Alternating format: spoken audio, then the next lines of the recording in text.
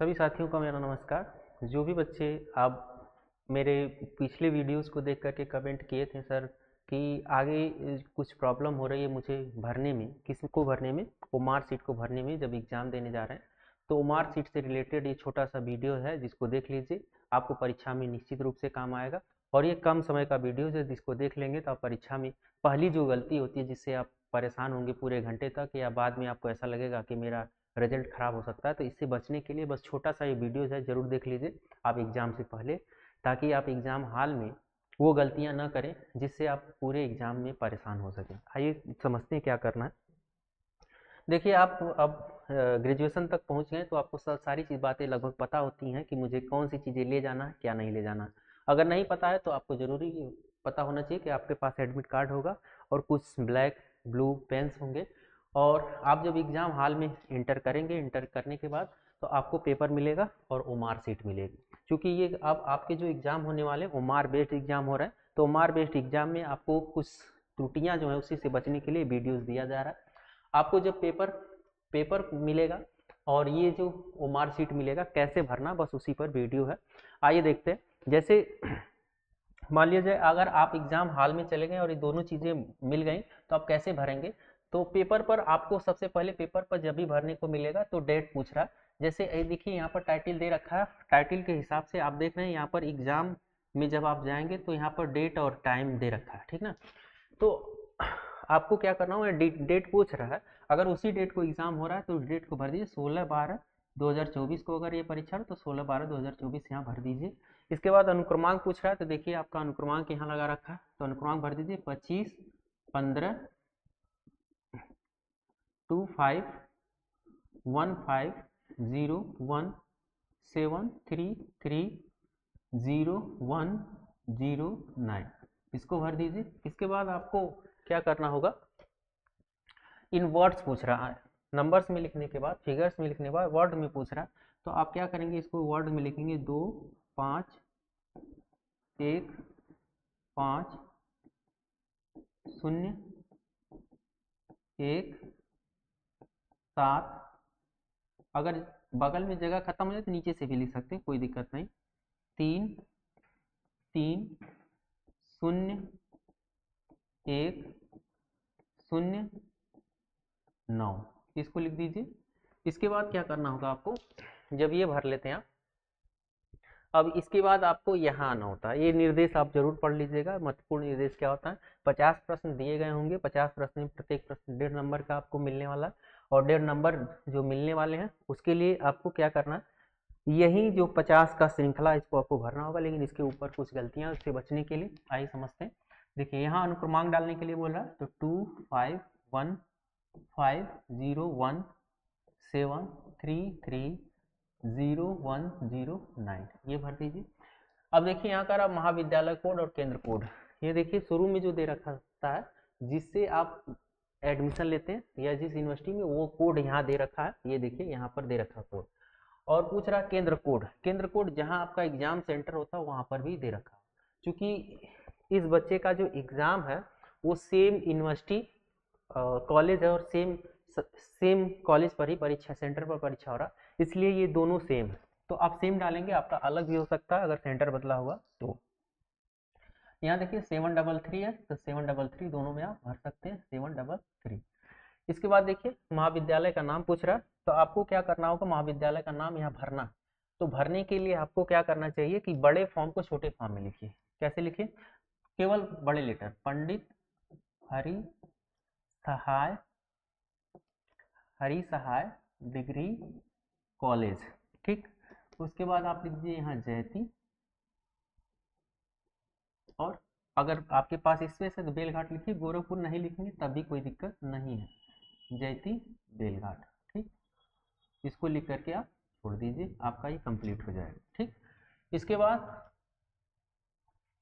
केंद्र का नाम पूछ रहा, किस केंद्र पर है, तो यहाँ देखिए सेंटर को, यहाँ सेंटर नीचे दिया, देखिए कॉलेज यहाँ, सेंटर यहाँ, इसको भर देंगे। तो सेम है तो वही भर देंगे, पंडित हरि सहाय डिग्री, पंडित हरि सहाय डिग्री कॉलेज जयती, है ना। यहाँ पर भी लिख करके छोड़ देंगे, कोई दिक्कत नहीं, मन करे तो बेलघाट आप बढ़ा लीजिए, नहीं तो छोड़ भी सकते हैं, कोई दिक्कत नहीं है, आप जयती तक जरूर लिख दीजिए, जयती बेलघाट। ठीक, इसके बाद आपका पेपर का नाम पूछ रहा है। पेपर का नाम देखिए इस पर दे रखेगा, यहाँ पेपर का नाम या तो आप यहाँ से लिख दीजिए हिंदी साहित्य का इतिहास, या तो यहाँ दे रखा, कोई दिक्कत नहीं, तो आप यहाँ लिख दीजिए हिंदी साहित्य का इतिहास, हिंदी साहित्य। कैपिटल लेटर में लिखेंगे तो और अच्छा होगा, ऐसे कैपिटल लेटर में लिख दीजिए हिंदी साहित्य, हिंदी साहित्य, यहाँ देखिए दे रखा है का इतिहास, इतिहास हिंदी साहित्य का इतिहास। इसके बाद देखिए प्रश्न पत्र कोड पूछ रहा है, तो प्रश्न पत्र कोड देखिए यहाँ दे रखा है, ये प्रश्न पत्र कोड, तो प्रश्न पत्र कोड यहाँ पर लिख दीजिए एंड केवल यहाँ देखिए केवल 4 डिजिट है, 4 डिजिट का यूज करने के लिए आप चाहें तो आगे के 2 डिजिट को काट करके यहाँ पर 4 डिजिट 1296 लिख दीजिए, आपका तैयार हो जाएगा क्या, प्रश्न पत्र कोड। ठीक, इसके बाद आपका पूछ रहा परीक्षार्थी का नाम, तो परीक्षार्थी का नाम यहाँ प्रीति दे रखा है, तो प्रीति डाल दीजिए। पिता का नाम देखिए वहां दे रखा है रविंदर, सेम स्पेलिंग लिखिएगा रविंदर, और डेट पूछ रहा है तो जिस डेट को आप एग्जाम दे रहे हैं उस डेट को डाल दीजिए। अगर आप डेट को दे रहे हैं 16/12/24 को दे रहे हैं तो 16/12/24 यहाँ डाल दीजिए। परीक्षार्थी के हस्ताक्षर, हस्ताक्षर करते समय स्मॉल लेटर से लिख दीजिए, प्रीति लिखना तो ऐसे लिख दीजिए, ये हस्ताक्षर हो गया। नहीं कोई आप साइन बनाना चाहते हैं कुछ प्रतीक तो आप वो भी डाल सकते हैं। अब यहाँ पर कक्ष निरीक्षक जो भी होगा अपना सिग्नेचर यहाँ कर देगा, कक्ष निरीक्षक का यहाँ सिग्नेचर हो जाएगा। इसके बाद देखिए ये मेन है, इसको समझना होगा, आप इसमें थोड़ी सी भी गलती करेंगे तो समस्याएं बढ़ती, इसी समस्या से बचने के लिए मैंने वीडियोस बनाया। तो आप अनुक्रमांक को बड़ी भली भांत से धीरे धीरे पढ़ के 2 5 1 5 0 1 7 3 3 0 1 0 9, इस बॉक्स को जब भर ले तो इस बॉक्स के नीचे जो भी लेटर्स हैं उसी को ब्लैक कर डालिए, उसके नीचे सर्कल जो होगा उसी को ब्लैक करिए, 2 को ब्लैक करिए, फिर 5 के नीचे 5 को ब्लैक कर लीजिए, 2 5 1 5 0 1 5 0 1 0 1 7 3 3 0